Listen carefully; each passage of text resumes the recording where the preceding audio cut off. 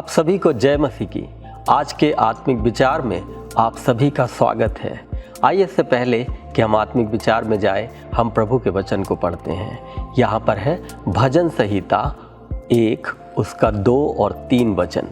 परंतु वह तो यहोवा की व्यवस्था से प्रसन्न रहता और उसकी व्यवस्था पर रात दिन ध्यान करता रहता है। वह उस वृक्ष के समान है जो बहती नाली के किनारे लगाया गया है और अपनी ऋतु में फलता है और जिसके पत्ते कभी मुरझाते नहीं। इसीलिए जो कुछ वह पुरुष करे वह सफल होता है।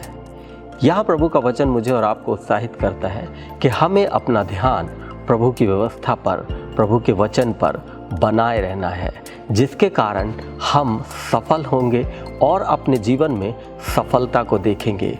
आइए हम प्रार्थना करें।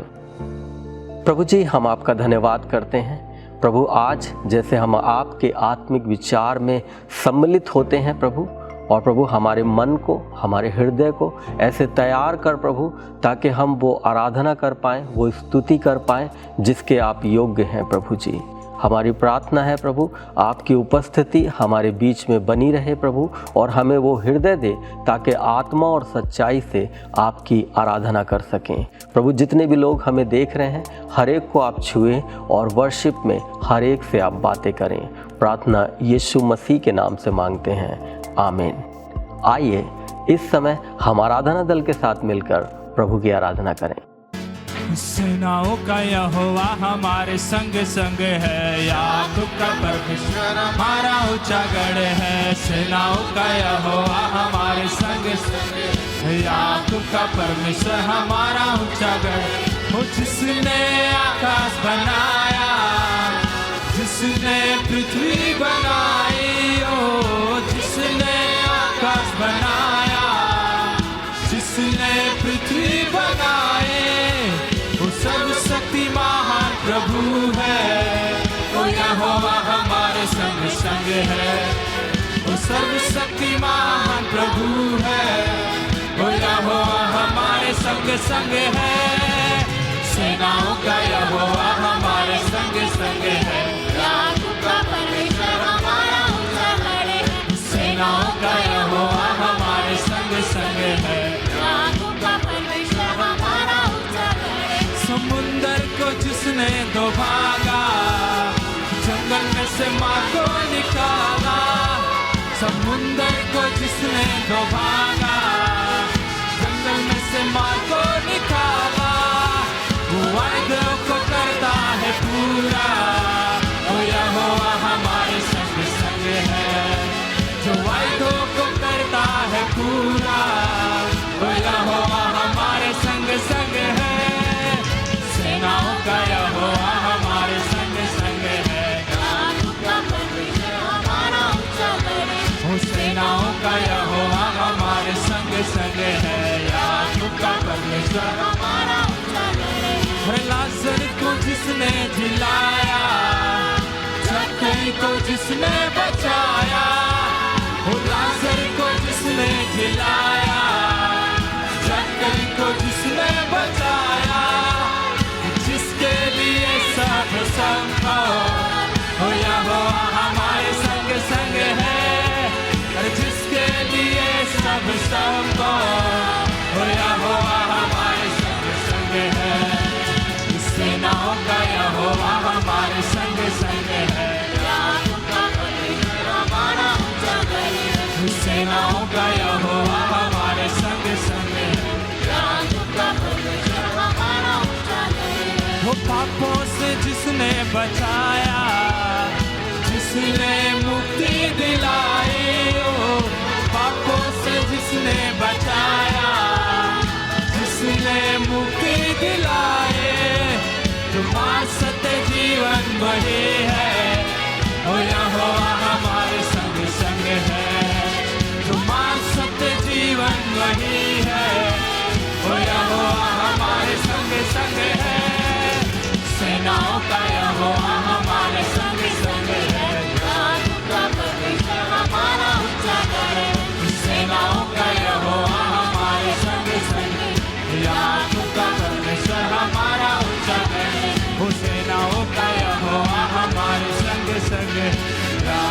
का परमेश्वर हमारा ऊंचा गढ़ है। अभी समय है सूचनाओं को सुनने का। इस सप्ताह के सूचनाएं इस प्रकार से हैं। हर रविवार को फरीदाबाद के अलग अलग स्थानों में ग्रेस कलीसिया की आराधना सभा होती है, जैसे कि धीरज नगर की आराधना सभा सुबह 9 बजे धीरज नगर क्षेत्र में होती है। सूरज कुंड की आराधना सभा सुबह 11 बजे सूरज कुंड क्षेत्र में होती है। रामनगर की आराधना सभा सुबह 8 बजे और सुबह 9:30 बजे रामनगर क्षेत्र में होती है। भरत कॉलोनी की आराधना सभा सुबह 9 बजे भरत कॉलोनी क्षेत्र में होती है। 21C की आराधना सभा सुबह 9 बजे 21D क्षेत्र में होती है। नीमका की आराधना सभा सुबह 9 बजे नीमका क्षेत्र में होती है। दयालनगर की आराधना सभा सुबह 9:30 बजे गधाकोट क्षेत्र में होती है। गधाकोट की आराधना सभा शाम 6 बजे गधाकोट क्षेत्र में होती है। अंग्रेजी की आराधना सभा सुबह 10 बजे 21C क्षेत्र में होती है। यदि आप इन क्षेत्रों के आसपास रहते हैं तो कृपया करके आप हमारे साथ किसी भी एक आराधना सभा में जरूर भागी हों। हर शुक्रवार शाम 6:30 बजे 21C मुख्य कलीसिया में शुक्रवार की आराधना सभा होती है। मैं आप सबको उत्साहित करता हूं कि आप आराधना सभा में जुड़कर प्रभु की आराधना कर सकते हैं। हर रविवार को सुबह 11 बजे YouTube के माध्यम से आत्मिक विचार प्रस्तुत किए जाते हैं। यदि आप किसी कारणवश कलीसिया नहीं आ पाते हैं तो YouTube के माध्यम से आत्मिक विचार में जरूर सहभागी हो। हर रोज पासवान और प्रार्थना करने का दल आप सबके लिए मिलकर प्रार्थना करते हैं। यदि आपके पास किसी भी प्रकार का प्रार्थना निवेदन है तो आप अपने स्थानीय पासवान को दे सकते हैं ताकि उन प्रार्थना निवेदन के लिए भी प्रार्थना कर सके। आज के लिए इतना ही और अधिक जानकारी के लिए स्थानीय पासवान से जरूर संपर्क करें। ये समय है प्रभु को भेंट और 10वां अंश देने का। आइए हम प्रभु को भेंट और 10वां अंश दें और अपने मनों को तैयार करें, क्योंकि प्रभु हमारे जीवन में ऐसे अवसर को आने देता है जबकि हम उसके राज्य के लिए बोने पाएं। हम अपने जीवन में अलग अलग जगहों में अपने पैसे को देते हैं, लेकिन ये वो समय आता है जब हम प्रभु के राज्य के लिए बोते हैं। आइए जब हम इसे बोते हैं, जैसे प्रभु का वचन हमें बताता है कि सारे भेंट और 10वां अंश जो है प्रभु के भंडार में ले आओ, और वो कहता है ऐसा करके मुझे परखो कि मैं तुम्हारे लिए कैसे आकाश के झरोखे खोल दूंगा। हमारा परमेश्वर हमसे वायदा करता है कि जब हम अपने भेंट और 10वां अंश प्रभु के भंडार में लेकर के आते हैं, वो हमें कई गुना आशीष देने का वायदा करता है। आज मैं आपको उत्साहित करूंगा, यदि आप अपने जीवन में प्रभु की उत्तम आशीषों को देखना चाहते हैं तो आइए प्रभु के राज्य में हम उसके भेंट को और 10वां अंश को बोएं ताकि हम बड़ी आशीषों को देखने पाएं। आइए हम प्रार्थना करें। प्रभु जी, हम आपका धन्यवाद करते हैं प्रभु। हम प्रार्थना करते हैं उन सभी लोगों के लिए प्रभु जो आज तैयार हैं आपके राज्य में बोने के लिए, और आप अपने वायदे के अनुसार उन्हें आशीषित करेंगे। हम धन्यवाद करते हैं प्रभु जब हम भेंट और 10वां अंश तेरे निकट लेकर के आते हैं। ये एक आभार है जो हम उन आशीषों के प्रति व्यक्त करते हैं जो आपने बीते समय हमारे जीवन में किया। प्रभु इन्हें ग्रहण करें और हम में से हर एक को आशीष करें। प्रभु जी, हम प्रार्थना करते हैं जो लोग चैलेंजेस में जा रहे हैं, चुनौतियों में जा रहे हैं, प्रभु उनके जीवन के हर एक द्वारों को आप खोल दें ताकि वो भरपूरी में जीवन बिताने पाएं। प्रभु धन्यवाद करते हैं। धन्यवाद के साथ प्रार्थना यीशु मसीह के सामर्थी नाम से मांगते हैं, आमीन। कृपया ध्यान दें, आप अपने भेंट और 10वां अंश को ऑनलाइन के माध्यम से दे सकते हैं, जैसे कि फ़ोन पे, गूगल पे, पेटीएम, QR कोड को स्कैन करके, और आप बैंक ट्रांसफ़र के माध्यम से भी अपने भेंट और 10वां अंश को दे सकते हैं। सभी को जय मसीह की। ये समय है हम परमेश्वर के वचन से हम मनन करेंगे। मेरे साथ निकालें लूका रचित सुसमाचार उसके 22 अध्याय 19 आयत में। इसमें इस प्रकार लिखा हुआ है, फिर उसने रोटी ली और धन्यवाद करके तोड़ी और उसने उनको कहते हुए दी कि ये मेरी देह है जो तुम्हारे लिए दी जाती है, मेरे स्मरण के लिए यही किया करो। ये वचन को हम अक्सर प्रभु भोज के टाइम में हम पढ़ते हैं, और हम जब प्रभु के मेज में शामिल होते हैं, उस समय हम इस वचन को जब पढ़ते हैं, यहाँ पे जैसे लिखा हुआ है, मेरे स्मरण के लिए यही किया करो। यीशु मसीह ने अपने चेलों के साथ बैठकर, जो आखिरी समय था चेलों के साथ, जब यहाँ धरती पर यीशु मसीह अपना जो चेलों के साथ आखिरी भोज, ऐसे लिखा हुआ है बाइबल में कि वो आखिरी समय था जो ऐसे बैठकर बात करते।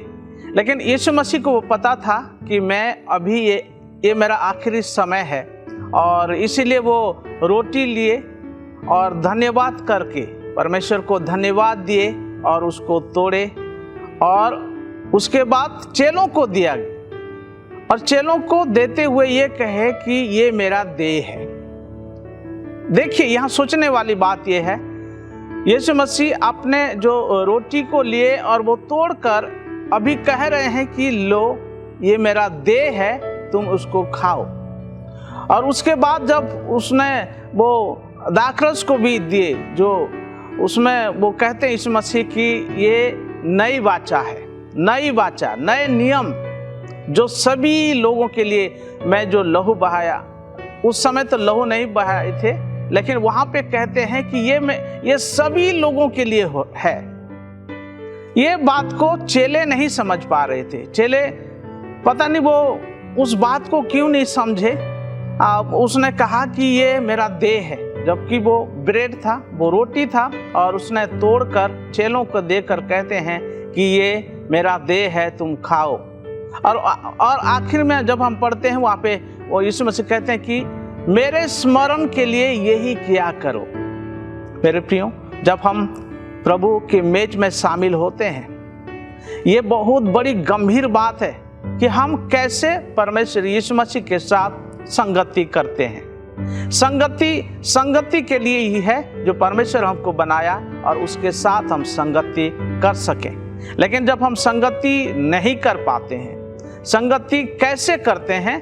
आप उदाहरण के लिए, जैसे आप अपने प्रियजनों के साथ, आपके परिवारजनों के साथ, आपके अच्छे दोस्तों के साथ आप सहभागिता करते हैं और समय को बिताते हैं, और उस समय आप कैसे समय, क्वालिटी टाइम, अच्छा समय को बिताना चाहते हैं। लेकिन परमेश्वर हमको चाहते हैं कि हम अच्छा समय परमेश्वर के साथ बिताएं। और इस समय वो कह रहे हैं कि मेरे स्मरण के लिए यही किया करो, यही किया करो। हम जानते हैं यीशु मसीह हमारे लिए जन्म हुआ, हमारे लिए इस धरती पर जीवित रहा, हमारे लिए वो कैसे धूप उठाए, और आखिर में हम देखते हैं कि वो मारे गए और तीसरे दिन जी भी उठे। उसका जीवन, उसका जो जन्म, उसका मृत्यु और उसका जो पुनरुत्थान का दिन, वो सब हमारे लिए बहुत महत्वपूर्ण, बहुत ज़्यादा महत्वपूर्ण है। उस सब चीज़ों को हमको याद करना चाहिए। यीशु मसीह के जन्म से लेकर उसके जी उठने तक, हर दिन, हर जो उसका जीवनी बहुत इम्पोर्टेंट है।